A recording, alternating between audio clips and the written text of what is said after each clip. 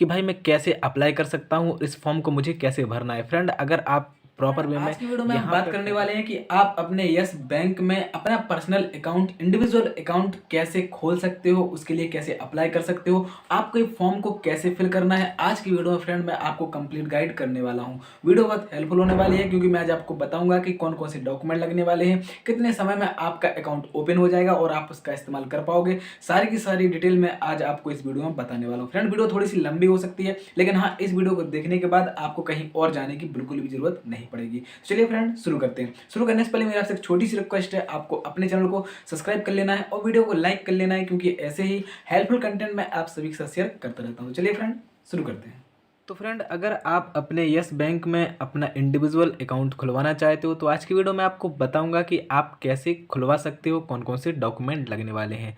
Friend सबसे पहले तो आपको एक फॉर्म की ज़रूरत पड़ेगी जिसका नाम है customer on boarding form for individual. यानी इंडिविजुअल के लिए आपको इस पर्टिकुलर फॉर्म को क्या कर लेना है, पहले तो आपको प्रॉपर वे में इसको ले लेना है। ये फॉर्म आपको आपके गूगल क्रोम ब्राउज़र से भी मिल जाएगा और आप चाहो तो आप अपनी बैंक ब्रांच से भी ले सकते हो। इस पर्टिकुलर फॉर्म को आपको कैसे फिल करना है, कंप्लीट प्रोसेस क्या है, आज की वीडियो में आपको बताऊंगा। फ्रेंड वीडियो थोड़ी सी लंबी हो सकती है, लेकिन इस वीडियो को आपको शुरू से लेकर एंड तक पूरी देखना है, तब जाके आपको समझ में आएगा कि भाई मैं कैसे अप्लाई कर सकता हूँ, इस फॉर्म को मुझे कैसे भरना है। फ्रेंड अगर आप प्रॉपर वे में यहाँ पे फोकस करोगे इस फॉर्म को भरने में तो आपका पैसा और टाइम दोनों बच सकता है। तो चलिए फ्रेंड शुरू करते हैं। शुरू करने से पहले मेरे आपसे एक छोटी सी गुजारिश है यार, आपको अपने चैनल को सब्सक्राइब जरूर कर लेना है और वीडियो को लाइक कर लेना है क्योंकि ऐसे ही हेल्पफुल कंटेंट बैंक के रिगार्डिंग मैं इस चैनल पर अपलोड करता रहता हूँ। मेरे दोस्त आप लोग चुपके से वीडियो देख लेते हो किंतु चैनल को सपोर्ट नहीं कर रहे हो, जबकि सपोर्ट करने का कोई पैसा नहीं लगता है, फ्री ऑफ कॉस्ट है। तो चलिए यहाँ पे शुरू करते हैं। सबसे पहले फ्रेंड आपको ऊपर ही कोड दिख रहा होगा क्या, फॉर बैंक यूज ओनली, यानी कि ये पूरा का पूरा बैंक पर्पज़ के लिए, ये आपको फिल नहीं करना है मेरे दोस्त। आपको नीचे की ओर यहाँ पे दिखा होगा क्या, पर्सनल डिटेल्स।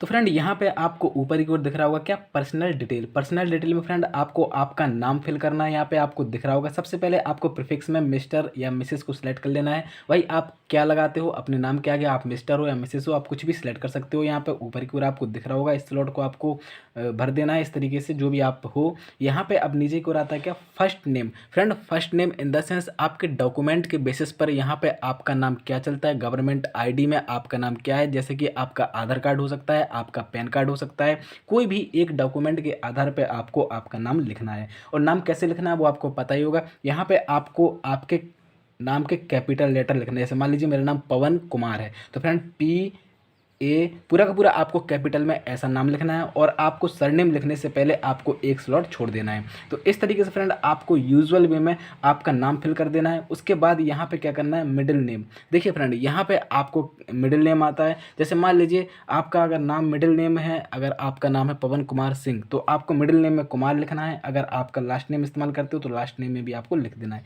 यहाँ आपको पूरा नाम नहीं लिखना है, मैं आपको पहले बता दे रहा हूँ। अगर यहाँ पे मिडिल नेम और लास्ट नेम नहीं दिया गया होता तब जाके आपको यहाँ पे एक स्लॉट छोड़ के आपको पूरा नाम आपका लिखना पड़ता है। लेकिन यहाँ पे यूजुअल उन्होंने पहले से ही दे रखा है, भाई आपका फर्स्ट नेम क्या है, मिडिल नेम क्या है और लास्ट नेम क्या है, तो वो आपको यहाँ पे फिल कर देना है। उसके नीचे आता है क्या, डेट ऑफ बर्थ। फ्रेंड आपकी डेट ऑफ बर्थ क्या है आपको आपको यहाँ पे फिल कर देना है। पहले आपको दिन लिखना है, फिर आपको मंथ लिखना है, फिर आपको ईयर लिखनी है। तो आप देख पा रहे हैं यहाँ पे आपको प्रॉपर वे में मेंशन किया गया है।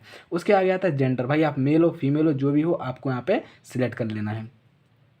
रेजिडेंशियल स्टेटस, रेजिडेंट इंडिविजुअल आपके पास खुद का घर है, नॉन रेजिडेंट इंडिविजुअल आपके पास खुद का घर नहीं है, फॉरेन या नेशनल यानी कह सकते हो फ्रेंड आप बाहरी हो, बाहरी यहाँ पे रहे हो, तो इस तरीके से आपको सिलेक्ट कर लेना है। अगर आपके पास खुद का घर है तो आपको यहाँ पे टिक कर देना कि हाँ भाई मेरे पास खुद का घर है। नीचे आता है क्या, सिटीजनशिप, आप कौन हो, इंडियन हो या फिर कहीं और से आए हो, तो इंडियन हो सीधी सी बात है आपको यहाँ पे इंडियन पे टिक कर लेना है। नेशनलिटी इंडियन हो सीधी सी बात है आपको टिक कर लेना है। आधार नंबर भाई आपके पास होगा, आपको आधार नंबर आपका लिख देना है। आधार सीडिंग, यस आधार सीडिंग का मतलब ये होता है फ्रेंड, जैसे मान लीजिए कि आपकी कोई भी सरकारी योजना आती है, अगर आपके आधार कार्ड के अकॉर्डिंग आपके बैंक अकाउंट में कोई भी पैसा आता है, आप कहीं भी अप्लाई करते हो भाई कोई भी योजना के लिए, कोई भी सरकारी योजना के लिए पैसे के रिगार्डिंग, तो वो आपका पैसा जो है आपके यस बैंक में आ सके, इसलिए आपको यहाँ पे आधार सीडिंग के लिए पूछ रहा है कि क्या आप आधार सीडिंग करवाना चाहते हो। तो यहाँ फ्रेंड आपको यहाँ पे यस कर देना है। आपका पूछ रहा है भाई पैन नंबर, सिंपली वे में आपको आपका पैन नंबर लिख देना। पैन नंबर आपके पास होगा, परमानेंट अकाउंट नंबर जिसको हम पैन कार्ड भी बोलते हैं, उसका नंबर आपको यहाँ पे लिख देना। नीचे आता है क्या, अगर आपके पास अवेलेबल नहीं है, यानी पैन कार्ड अगर आपके पास अवेलेबल नहीं है, आपने पैन कार्ड बनवाया ही नहीं अभी तक, तो फ्रेंड आपको यहाँ पे एक रीज़न लिख देना है कि भाई क्या कारण है कि मैंने अभी तक जो है अपना पैन कार्ड नहीं बनवा पाया है। तो यहाँ पे आपको ये भी सेलेक्ट कर देना भाई पॉलिटिकल एक्सपोजर, क्या आप वाकई में कोई पॉलिटिकल पर्सन हो, अगर नहीं हो तो कोई दिक्कत नहीं फ्रेंड, यहाँ पे आपको सिलेक्ट कर देना है कि भाई नहीं मैं नहीं हूँ, नॉट एप्लीकेबल पे आपको यहाँ पे सिलेक्ट कर देना। उसके बाद आता है क्या, फोटोग्राफ एंड स्पेसिफिकमैन सिग्नेचर। तो फ्रेंड आपको क्या करना है, यहाँ पे आपको आपकी फ़ोटोग्राफ लगा देनी है। क्या लगाना है, A4 साइज़ की फ़ोटो लगा देनी है, सॉरी पासपोर्ट साइज़ की फ़ोटो लगानी है, आपको यहाँ पे पासपोर्ट साइज़ की फ़ोटो लगानी है। और यहाँ पे आपको आपके क्रॉस में साइन भी कर देना। देखिए यहाँ पे इस तरीके से आपको दिख रहा होगा क्रॉस साइन यहाँ पे दिया गया है, इस तरीके से आपको आपके क्रॉस साइन भी कर देना है इस तरीके से, तो आपको यहाँ पे देखने के लिए मिल रहा होगा। इसलिए फ्रेंड यहाँ पे आपको पहले फ़ोटो के लिए बोला गया, उसके बाद आपको यहाँ पे क्रॉस साइन करना है। ऐसा मत करना, बहुत से लोग दिमाग लगा देते हैं कि पहले साइन कर दिए फिर उसी पर फोटो चिपका दिए, तो भाई आपके जो आधे साइन है वो अंदर की ओर फोटो में चले जाएंगे, तो यहाँ पे केवल आपके आधे साइन ही शो होंगे। तो पहले आपको फोटो लगाना है, उसके बाद उसी के ऊपर क्रॉस करके आपको क्या करना है, साइन करना है। मैं आपको बता दिया हूँ। अब देखिए अगर आप इलिटरेट हो यानी अनपढ़ हो फ्रेंड, तो आपको आपका अंगूठा लगाना है यहाँ पे इस वाले स्लॉट में। अगर आप पढ़े लिखे हो तो फ्रेंड आपको यहाँ पे आपके सिग्नेचर कर देने हैं। चलिए अब आते हैं दूसरे वाले प्रश्न पर।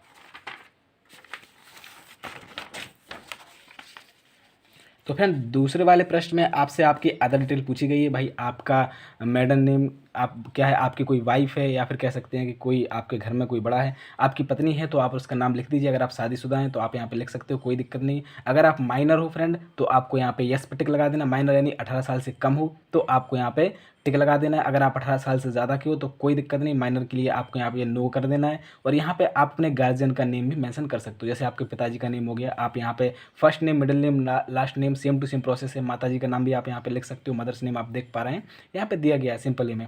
रेजिडेंट एड्रेस का मतलब ये होता है कि मान लीजिए भाई कि आप जहाँ पे रह रहे हो, आपका रेजिडेंट एड्रेस क्या है, अभी प्रेजेंट में आप जहाँ पे रह रहे हो, तो फ्रेंड आपको क्या करना है, वही एड्रेस प्रॉपर वे में लिख देना है। लाइन 1 आपको लिखना है प्रॉपर वे में, लाइन 2 लाइन 3। इसका मतलब ये होता है कि भाई आपकी जो एड्रेस की जो गलियां हैं वो भी आप यहाँ पर मेंशन कर सकते हो। लैंडमार्क का मतलब ये होता है कोई एक ऐसा स्थान जो ज़्यादा पॉपुलर हो किसी एक चीज़ की वजह से, जो आपके आसपास हो, वो आप यहाँ पर मेंशन कर सकते हो। डिस्ट्रिक्ट आप लिख सकते हो, आपका जिला कौन सा है। विलेज भी आप मेंशन कर सकते हो, स्टेट लिख सकते हो भाई, कंट्री लिख सकते हो, और आप पिन कोड भी आप लिख सकते हो, कोई दिक्कत नहीं। तो फ्रेंड इस तरीके से आप अपनी जो है रेजिडेंट एड्रेस यहाँ पे फिल कर सकते हो। उसके बाद आता है भाई ऑफिस या बिजनेस एड्रेस। अगर आप कहीं पे जॉब करते हो, आप ऑफिशियल हो, तो यहाँ पे आप अपना ऑफिस एड्रेस भी लिख सकते हो, कोई दिक्कत नहीं। अगर आपको ऐसा लगता है कि नहीं यार सेम है रेजिडेंट एड्रेस, मेरे घर पे ही मेरी ऑफिस है, तो आप यहाँ पे टिक कर सकते हो ऊपर की ओर, और यहाँ पे सेम टू सेम फिल कर सकते हो।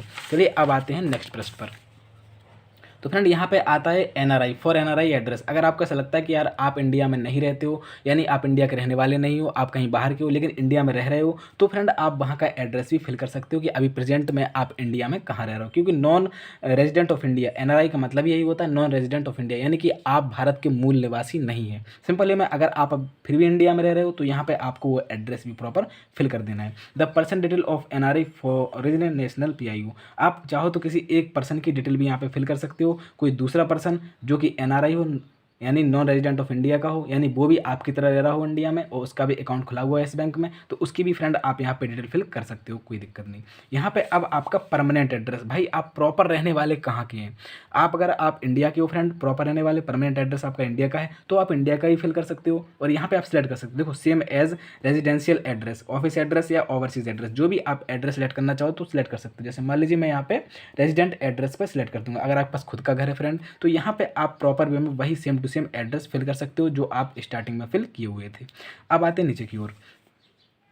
तो फ्रेंड यहाँ पे लिखा हुआ क्या, address for correspondence select anyone, यानी कि करस्पॉन्डेंस पत्राचार के लिए कोई फॉर्म वगैरह आपको भेजा जा सके वहाँ पे, तो आप चाहो तो अपने घर का एड्रेस भी सिलेक्ट कर सकते हो। रेजिडेंशियल एड्रेस कर सकते हो भाई कि घर पर ही आए मेरे सारे के सारे। अगर आप चाहो कि नहीं यार मेरा कोई भी डॉक्यूमेंट मेरे घर ना जाए, मेरी ऑफिस में आए, तो जो आपने ऑफिस एड्रेस मेंशन किया हुआ है फ्रेंड, आप ऑफिस एड्रेस भी यहाँ पे सिलेक्ट कर सकते हो। तो चलिए फ्रेंड अब आते हैं थोड़ा सा नेक्स्ट पेज की ओर।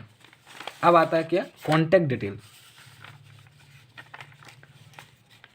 फ्रेंड कॉन्टैक्ट डिटेल में सिंपल है, मैं आपको दिया गया क्या मोबाइल, आपको यहाँ पे आपका मोबाइल नंबर फिल कर देना है, यानी कि जो आपका कंट्री कोड है, जैसे इंडिया का 91 है आपको पता है +91 है, तो आप यहाँ पे लिख सकते हो और मोबाइल नंबर भी यहाँ पे मेंशन कर सकते हो। अगर आपका लैंडलाइन नंबर है तो वो भी आप मेंशन कर सकते हो फ्रेंड, कोई दिक्कत नहीं।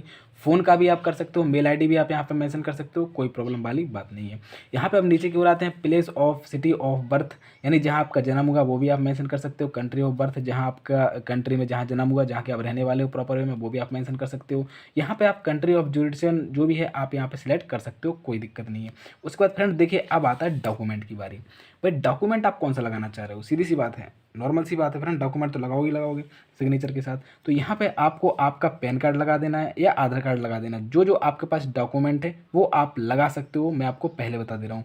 यहाँ पे अगर आप चाहो तो आपका पैन कार्ड लगा सकते हो, पैन कार्ड भी लगा सकते हो, वेरीफाइड लगा सकते हो, कोई दिक्कत नहीं है। अगर आप आधार कार्ड लगाना चाहो तो आधार कार्ड भी लगा सकते हो, यहाँ पे वेरीफाइड पे टिक करके इस तरीके से आधार कार्ड आपका क्या है यहाँ पे आप लगा सकते हो।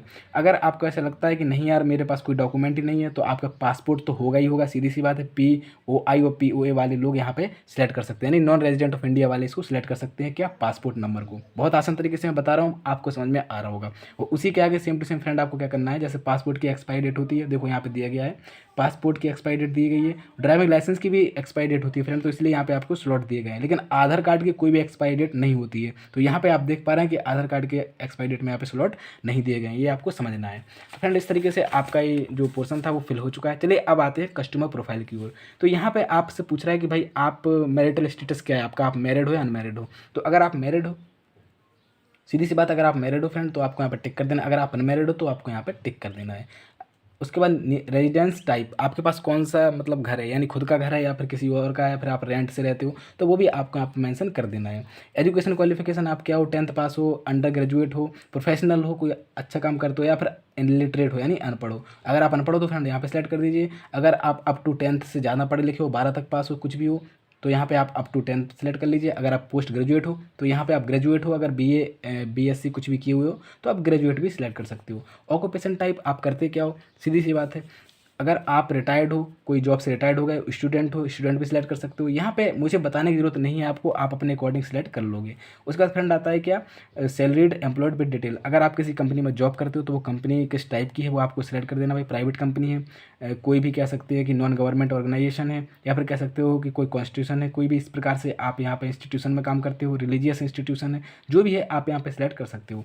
एम्प्लॉयमेंट अगर आपके पास है तो आप यहाँ पे मेंशन करिए, अदरवाइज कोई दिक्कत नहीं है।